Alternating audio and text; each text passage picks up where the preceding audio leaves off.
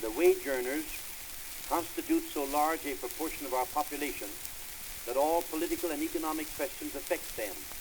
But there are certain questions in which they feel a special interest. They are interested, for instance, in an 8-hour day, and the Democratic platform declares in favor of 8-hour day on all government work.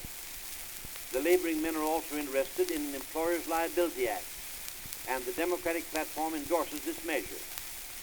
The antitrust law has been so construed as to apply to labor organizations, but the distinction between an association of laboring men, or farmers, or other citizens organized for mutual benefit, and industrial combinations known as trusts is so clear that the two subjects ought to be treated separately, and the Democratic platform puts the party on record against legislation which classes labor organizations with illegal combinations in restraint of trade. One of the most acute questions affecting labor is that which involves the issue of the writ of injunction. The Republican leaders have attempted to raise a false issue and have accused the laboring men of lack of respect for the courts. They do injustice to the wage earners. There is no lack of respect for the courts, and there is no thought of interfering with the legitimate use of the writ of injunction. Courts, however, are creatures of law, and it is their province to interpret the laws which the people make. Experience has shown the necessity for a modification of the law relating to injunctions, and the Democratic Party favors the enactment of a measure which passed the United States Senate 12 years ago, but which a Republican Congress has ever since refused to enact. This measure gives to the accused the right of trial by jury when the alleged contempt was not committed in the presence of the court. The demand for a jury trial in such cases is not revolutionary.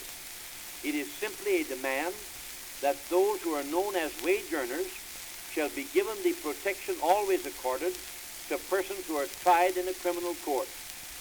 The Democratic platform also insists that injunctions should not be issued in industrial disputes in cases where the injunction would not lie if no industrial disputes were involved. In other words, the wage earners should not be discriminated against, and the industrial dispute itself should not be a sufficient cause for the issuance of an injunction.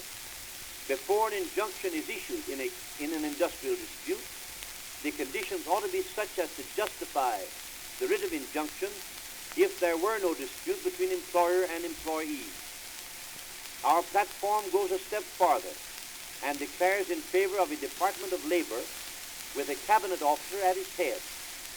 This is but a reiteration of the position taken by the party in 1900, and who will say that the laborers of the country are not entitled representation at the President's council table? They have so large a part in the production of the nation's wealth in time of peace, and they are so prompt to offer their services in time of war, that no one should begrudge them a spokesman in the President's cabinet.